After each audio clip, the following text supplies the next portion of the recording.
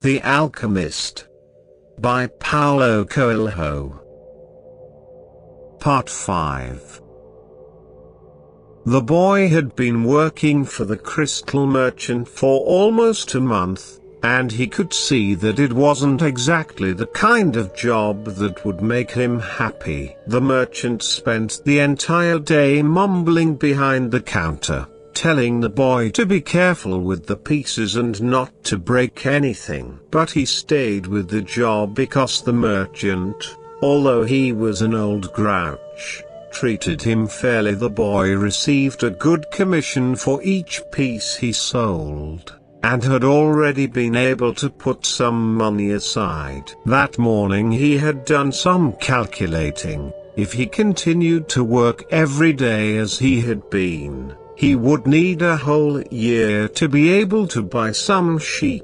"I'd like to build a display case for the crystal," the boy said to the merchant. "We could place it outside, and attract those people who pass at the bottom of the hill." "I've never had one before," the merchant answered. "People will pass by and bump into it, and pieces will be broken." "Well, when I took my sheep through the fields, some of them might have died if we had come upon a snake. But that's the way life is with sheep and with shepherds." The merchant turned to a customer who wanted 3 crystal glasses. He was selling better than ever, a broken bar, as if time had turned back to the old days when the street had been one of Tangiers' major attractions. "Business has really improved," he said to the boy, after the customer had left. "I'm doing much better,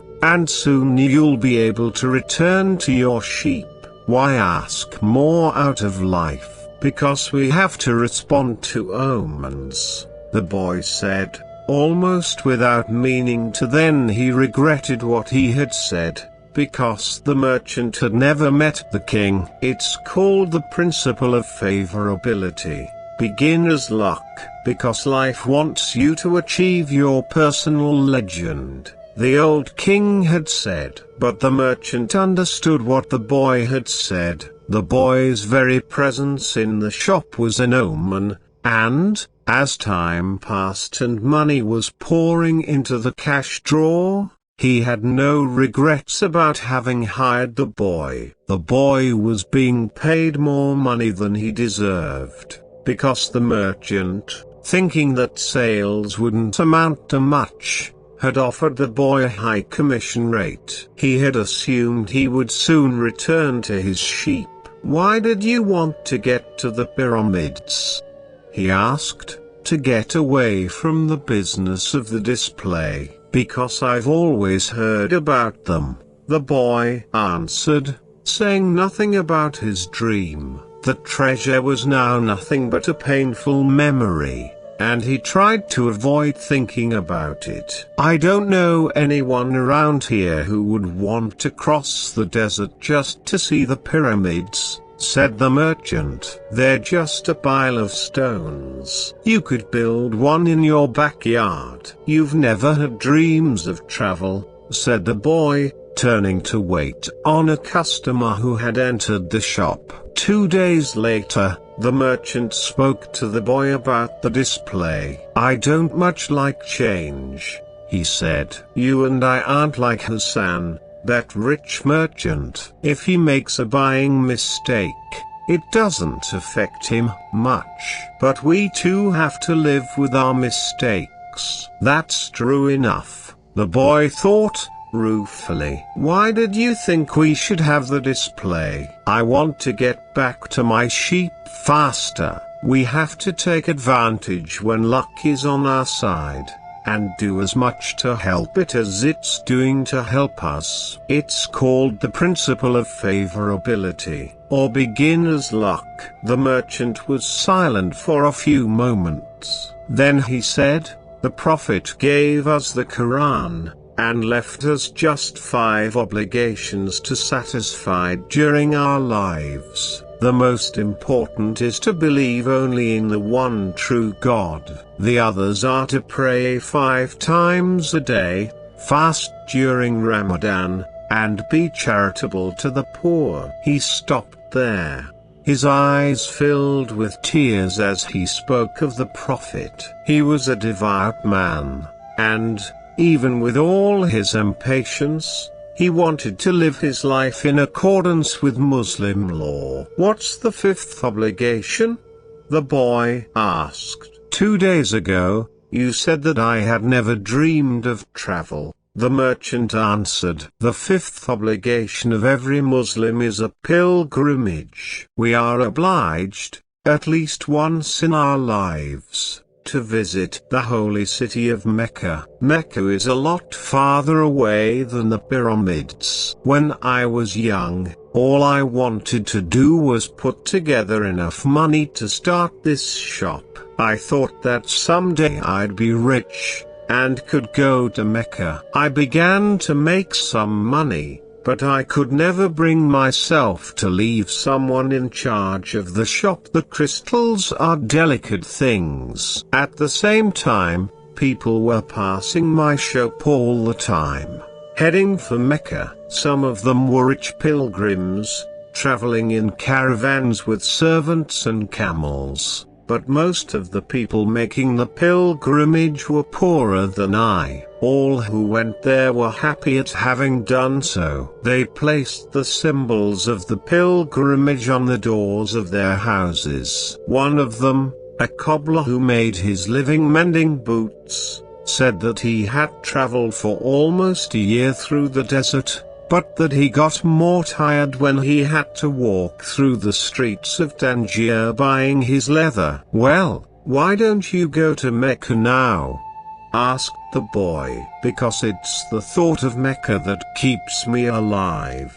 That's what helps me face these days that are all the same. These mute crystals on the shelves, and lunch and dinner at that same horrible cafe tilde copyright. I'm afraid that if my dream is realized, I'll have no reason to go on living. You dream about your sheep and the pyramids, but you're different from me, because you want to realize your dreams. I just want to dream about Mecca. I've already imagined 1,000 times crossing the desert, arriving at the plaza of the sacred stone, the 7 times I walk around it before allowing myself to touch it. I've already imagined the people who would be at my side, and those in front of me, and the conversations and prayers we would share. But I'm afraid that it would all be a disappointment,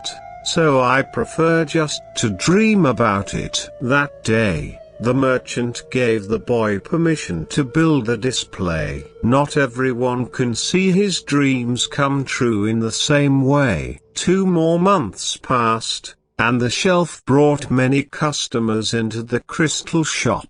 The boy estimated that, if he worked for 6 more months, he could return to Spain and buy 60 sheep, and yet another 60. In less than a year, he would have doubled his flock, and he would be able to do business with the Arabs, because he was now able to speak their strange language. Since that morning in the marketplace, he had never again made use of Urim and Thummim, because Egypt was now just as distant a dream for him as was Mecca for the merchant. Anyway, the boy had become happy in his work, and thought all the time about the day when he would disembark at Tarifa as a winner. "You must always know what it is that you want," the old king had said. The boy knew, and was now working toward it. Maybe it was his treasure to have wound up in that strange land, met up with a thief, and doubled the size of his flock without spending a cent. He was proud of himself. He had learned some important things, like how to deal in crystal, and about the language without words, a broken bar, and about omens. One afternoon he had seen a man at the top of the hill, complaining that it was impossible to find a decent place to get something to drink after such a climb. The boy, accustomed to recognizing omens, spoke to the merchant. "Let's sell tea to the people who climb the hill." "Lots of places sell tea around here," the merchant said. "But we could sell tea in crystal glasses. The people will enjoy the tea and want to buy the glasses. I have been told that beauty is the great seducer of men." The merchant didn't respond, but that afternoon, after saying his prayers and closing the shop, he invited the boy to sit with him and share his hookah, that strange pipe used by the Arabs. "What is it you're looking for?" asked the old merchant. "I've already told you. I need to buy my sheep back, so I have to earn the money to do so." The merchant put some new coals in the hookah, and inhaled deeply. "I've had this shop for 30 years. I know good crystal from bad, and everything else there is to know about crystal. I know its dimensions and how it behaves. If we serve tea in crystal, the shop is going to expand, and then I'll have to change my way of life." "Well, isn't that good? I'm already used to the way things are. Before you came, I was thinking about how much time I had wasted in the same place, while my friends had moved on, and either went bankrupt or did better than they had before. It made me very depressed. Now, I can see that it hasn't been too bad. The shop is exactly the size I always wanted it to be. I don't want to change anything, because I don't know how to deal with change. I'm used to the way I am."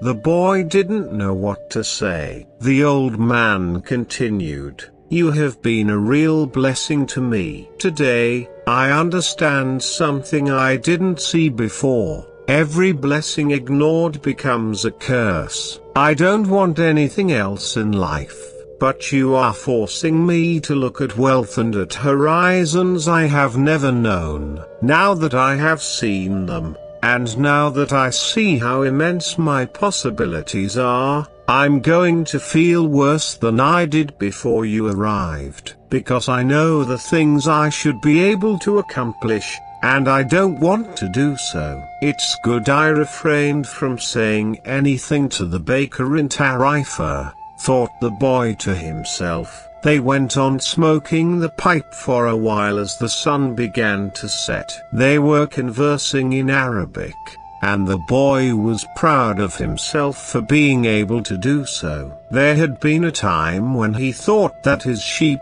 could teach him everything he needed to know about the world, but they could never have taught him Arabic.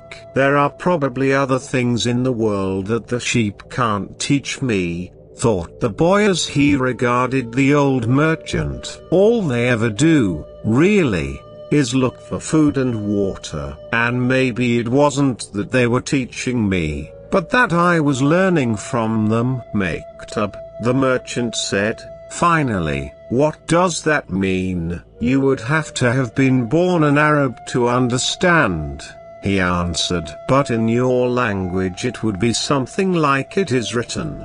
And, as he smothered the coals in the hookah, he told the boy that he could begin to sell tea in the crystal glasses. "Sometimes, there's just no way to hold back the river." The men climbed the hill, and they were tired when they reached the top. But there they saw a crystal shop that offered refreshing mint tea. They went in to drink the tea, which was served in beautiful crystal glasses. "My wife never thought of this," said one, and he bought some crystalla. He was entertaining guests that night, and the guests would be impressed by the beauty of the glassware. The other man remarked that tea was always more delicious when it was served in crystal, because the aroma was retained. The third said that it was a tradition in the Orient to use crystal glasses for tea because it had magical powers. Before long,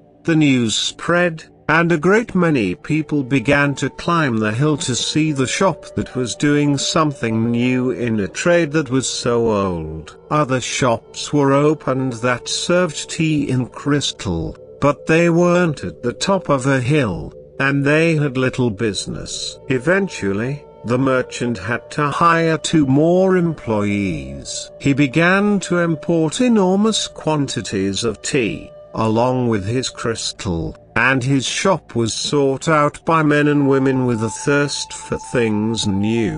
And, in that way, the months passed. The boy awoke before dawn. It had been 11 months and 9 days since he had first set foot on the African continent. He dressed in his Arabian clothing of white linen, bought especially for this day. He put his headcloth in place and secured it with a ring made of camel skin. Wearing his new sandals, he descended the stairs silently. The city was still sleeping. He prepared himself a sandwich and drank some hot tea from a crystal glass. Then he sat in the sun-filled doorway, smoking the hookah. He smoked in silence, thinking of nothing, and listening to the sound of the wind that brought the scent of the desert. When he had finished his smoke, he reached into one of his pockets,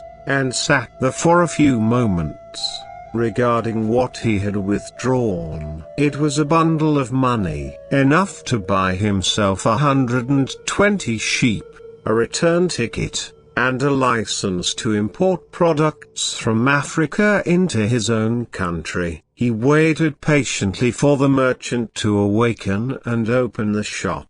Then the 2 went off to have some more tea. "I'm leaving today," said the boy. "I have the money I need to buy my sheep, and you have the money you need to go to Mecca." The old man said nothing. "Will you give me your blessing?" asked the boy. "You have helped me." The man continued to prepare his tea, saying nothing. Then he turned to the boy. "I am proud of you," he said. "You brought a new feeling into my crystal shop, but you know that I'm not going to go to Mecca. Just as you know that you're not going to buy your sheep." "Who told you that?" asked the boy, startled. "Maktub," said the old crystal merchant, and he gave the boy his blessing. The boy went to his room and packed his belongings. They filled 3 sacks. As he was leaving, he saw, in the corner of the room, his old shepherd's pouch. It was bunched up, and he had hardly thought of it for a long time. As he took his jacket out of the pouch, thinking to give it to someone in the street, the 2 stones fell to the floor. Urim and Thummim. It made the boy think of the old king, and it startled him to realize how long it had been since he had thought of him. For nearly a year, he had been working incessantly, thinking only of putting aside enough money so that he could return to Spain with pride. "Never stop dreaming," the old king had said. "Follow the omens." The boy picked up Urim and Thummim, and, once again, had the strange sensation that the old king was nearby. He had worked hard for a year, and the omens were that it was time to go. "I'm going to go back to doing just what I did before," the boy thought, "even though the sheep didn't teach me to speak Arabic. But the sheep had taught him something even more important, that there was a language in the world that everyone understood, a language the boy had used throughout the time that he was trying to improve things at the shop. It was the language of enthusiasm, of things accomplished with love and purpose, and as part of a search for something believed in and desired. Tangier was no longer a strange city, and he felt that, just as he had conquered this place, he could conquer the world. When you want something, all the universe conspires to help you achieve it, the old king had said. But the old king hadn't said anything about being robbed, or about endless deserts, or about people who know what their dreams are but don't want to realize them. The old king hadn't told him that the pyramids were just a pile of stones, or that anyone could build one in his backyard. And he had forgotten to mention that, when you have enough money to buy a flock larger than the one you had before, you should buy it. The boy picked up his pouch and put it with his other things. He went down the stairs and found the merchant waiting on a foreign couple, while two other customers walked about the shop, drinking tea from crystal glasses. It was more activity than usual for this time of the morning. From where he stood, he saw for the first time that the old merchant's hair was very much like the hair of the old king. He remembered the smile of the candy seller, on his first day in Tangier, when he had nothing to eat and nowhere to go. That smile had also been like the old king's smile. It's almost as if he had been here and left his mark, he thought. And yet, none of these people has ever met the old king. On the other hand, he said that he always appeared to help those who are trying to realize their personal legend. He left without saying goodbye to the crystal merchant. He didn't want to cry with the other people there. He was going to miss the place and all the good things he had learned. He was more confident in himself, though, and felt as though he could conquer the world. But I'm going back to the fields that I know, to take care of my flock again. He said that to himself with certainty, but he was no longer happy with his decision. He had worked for an entire year to make a dream come true, and that dream, minute by minute, was becoming less important. Maybe because that wasn't really his dream. Who knows, a broken bar. Maybe it's better to be like the crystal merchant, never go to Mecca, and just go through life wanting to do so, he thought, again trying to convince himself. But as he held Urim and Thummim in his hand, they had transmitted to him the strength and will of the old king. By coincidence, or maybe it was an omen, the boy thought, he came to the bar he had entered on his first day there. The thief wasn't there, and the owner brought him a cup of tea. I can always go back to being a shepherd, the boy thought. I learned how to care for sheep, and I haven't forgotten how that's done. But maybe I'll never have another chance to get to the pyramids in Egypt. The old man wore a breastplate of gold, and he knew about my past. He really was a king, a wise king.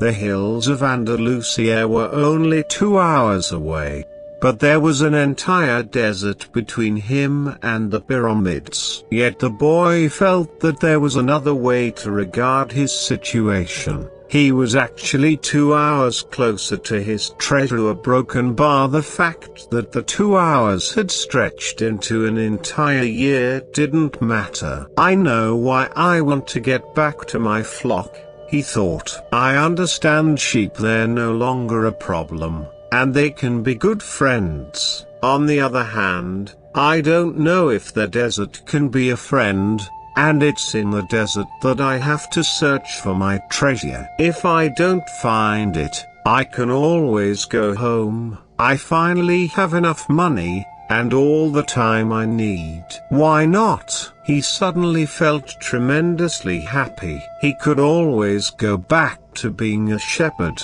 He could always become a crystal salesman again. Maybe the world had other hidden treasures, but he had a dream, and he had met with a king. That doesn't happen to just anyone. He was planning as he left the bar. He had remembered that one of the crystal merchant's suppliers transported his crystal by means of caravans that crossed the desert. He held Urim and Thummim in his hand because of those two stones. He was once again on the way to his treasure. I am always nearby when someone wants to realize their personal legend. The old king had told him, what could it cost to go over to the supplier's warehouse and find out if the pyramids were really that far away? The Englishman was sitting on the bench in a structure that smelled of animals,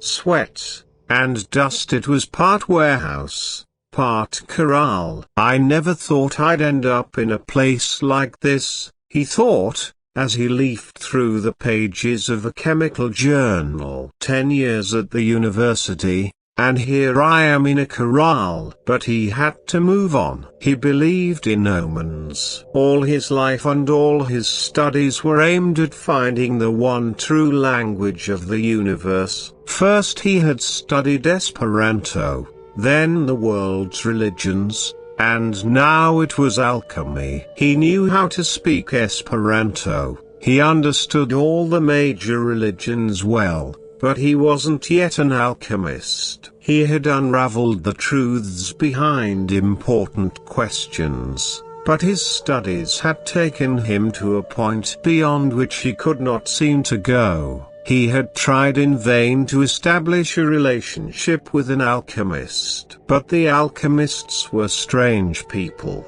who thought only about themselves, and almost always refused to help him.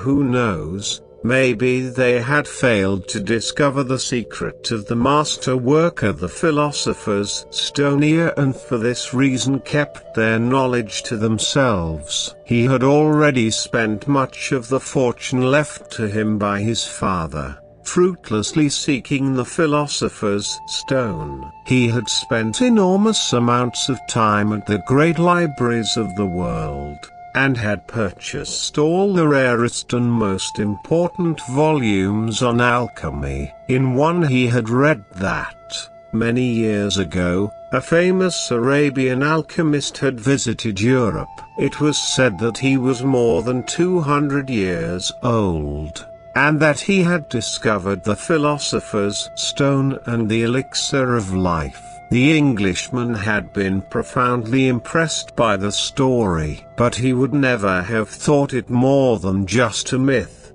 had not a friend of his returning from an archaeological expedition in the desert told him about an Arab that was possessed of exceptional powers. He lives at the Al-Faim oasis, his friend had said, and people say that he is 200 years old, and is able to transform any metal into gold.